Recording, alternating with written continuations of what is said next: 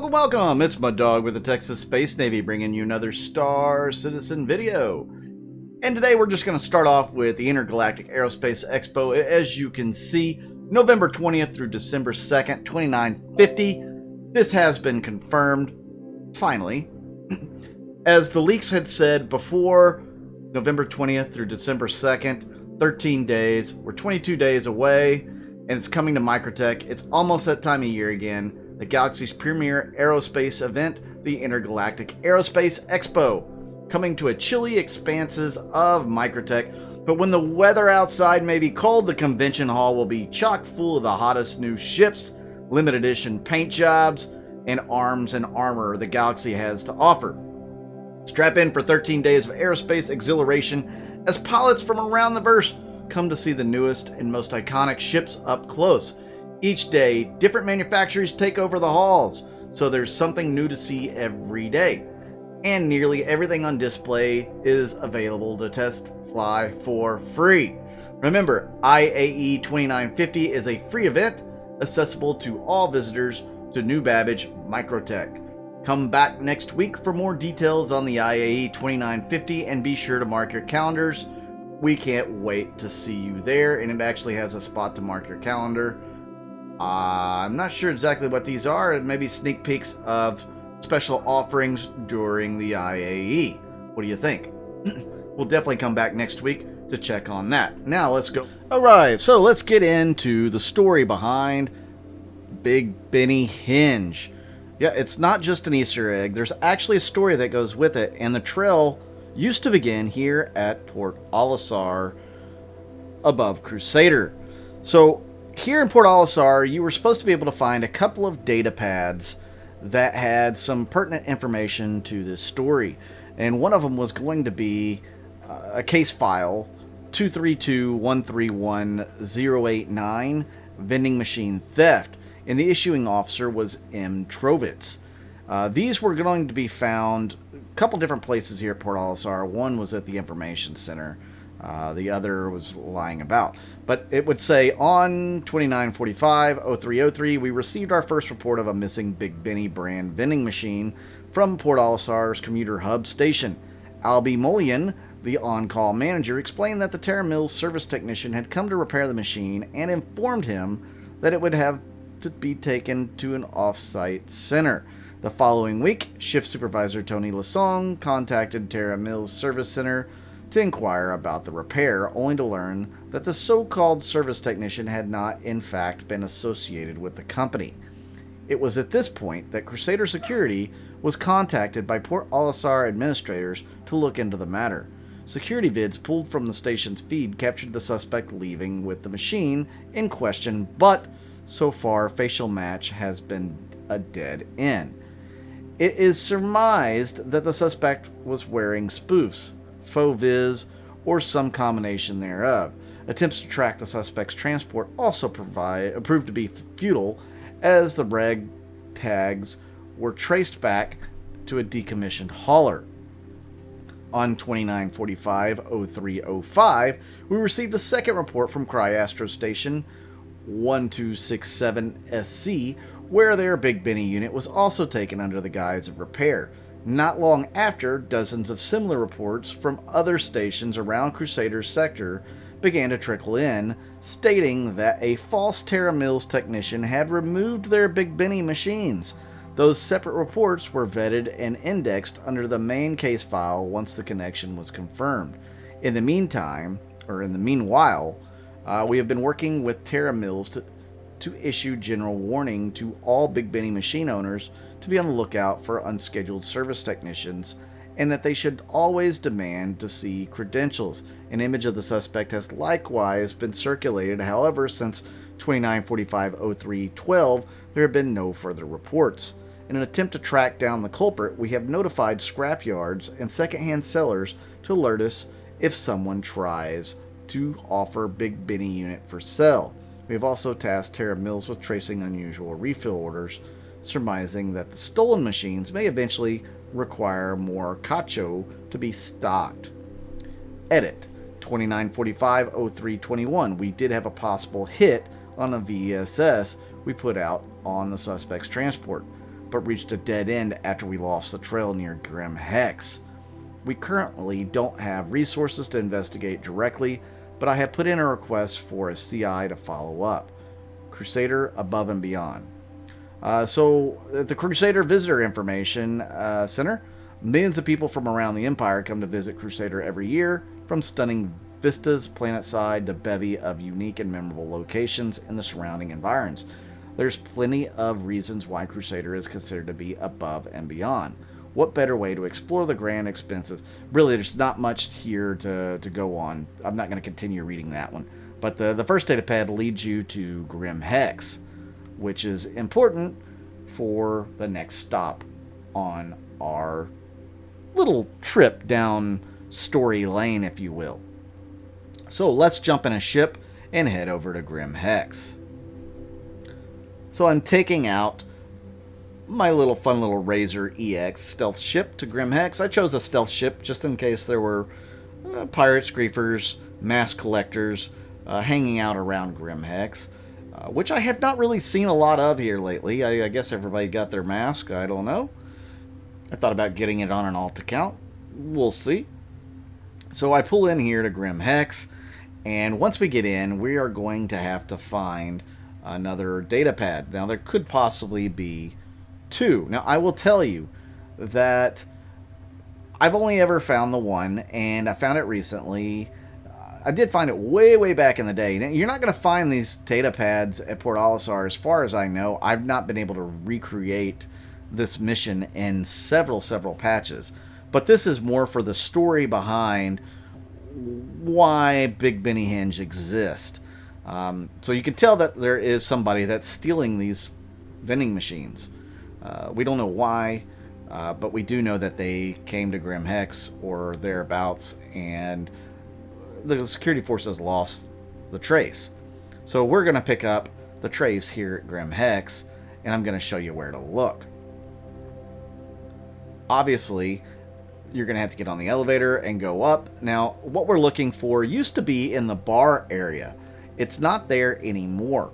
Once they've kind of redone Grim Hex, made it a little better, they have moved the location of this datapad that is pivotal to help you find more information about, I guess, the motive of what's going on. Now, they also have changed some of the ways to track it down as well, but we'll get into that here in a minute. I'm about to speed this up as we go investigating the Habs section, because in the video I started from the wrong end and worked my way to the right end.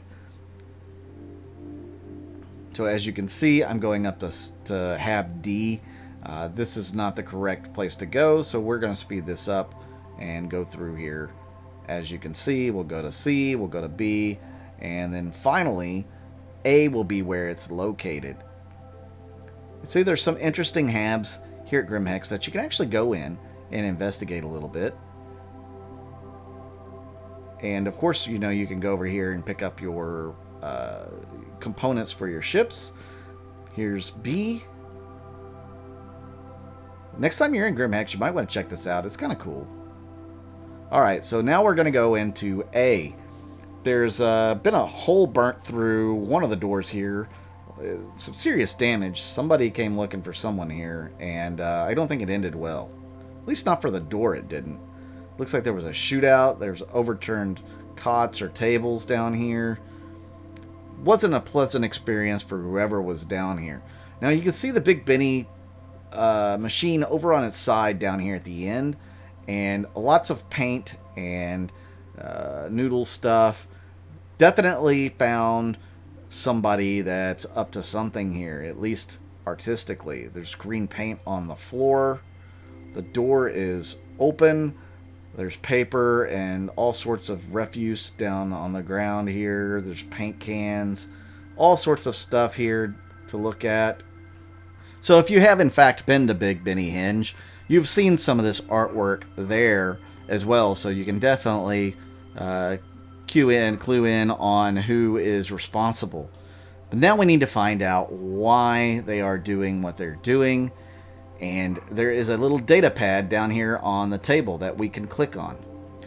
That datapad says installation 3 ideation journal, personal datapad, dreams, thoughts, and inspiration. Remember, this is a free-flowing expression of your thoughts. Don't hold back, don't edit, be true, and you will find truth. Impact over substance or transformation over rehabilitation.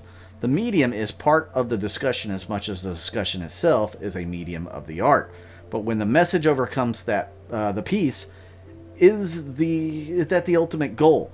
Should the work stand or topple? Stop to ask what if, but make sure the remaining question is always why.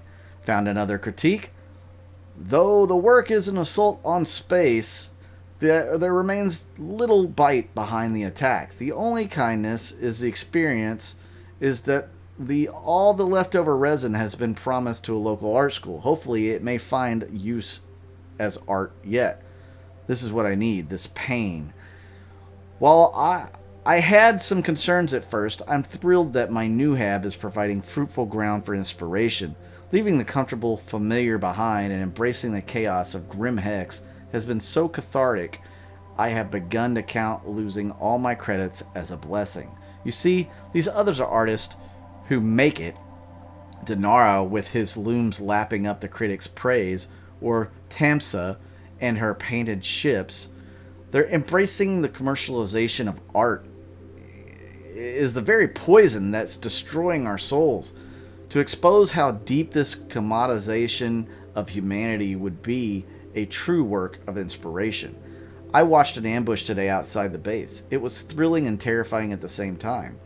But it was the aftermath that struck me the most. The silence after the predators had flown away, stripping the cargo of their prey. I found myself transfixed by the drifting hulk of the wreck, the twisted shapes losing all function and becoming pure form.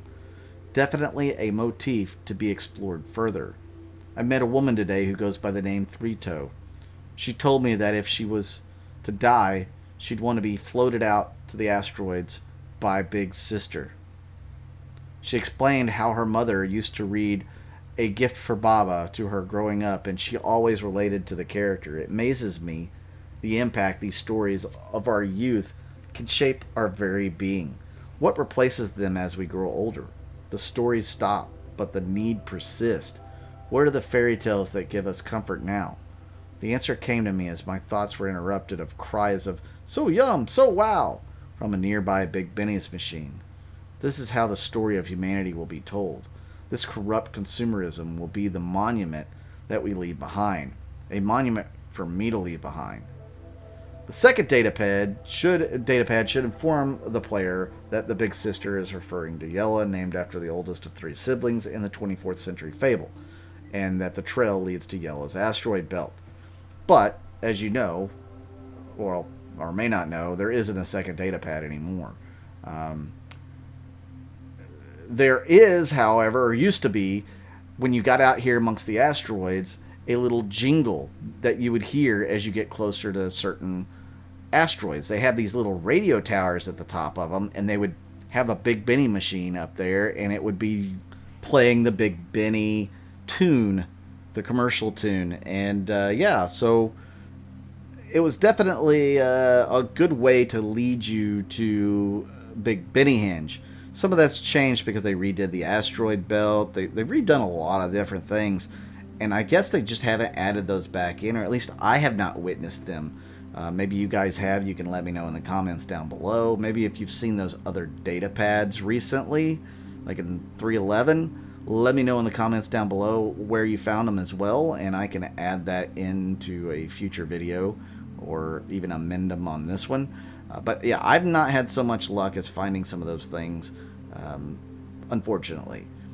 But as you can see, I was lucky to find Big Bennyhenge once again. It took a little bit. I had to fly around, and you saw I sped up the video because you guys, I've already sat through quite a bit of this.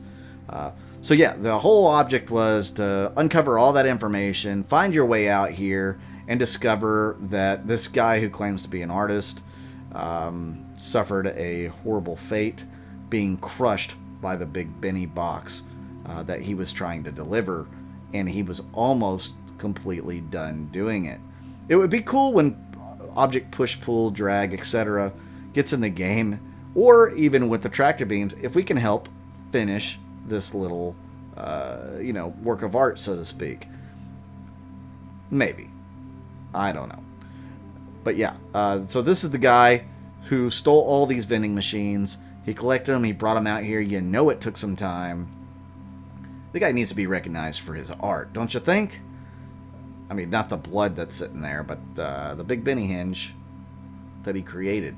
I think it's a really cool thing, and you know, I'm glad CIG put something like this in here. I wish that the mission was still in the game, that you could go and find this through the old way that we found it. I think that was really cool that they put it in here originally, and I really wish that they would put it back in for everybody to discover.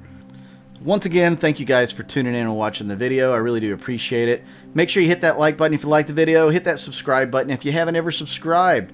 And if you guys are interested in contributing to the video, sponsoring me, I would definitely appreciate that. I have a Patreon and YouTube members set up. Thank you to all you guys who have done that. You guys have really saved my bacon in the past. Once again, I'm Mud Dog with the Texas Space Navy, and I'll see you out in the verse.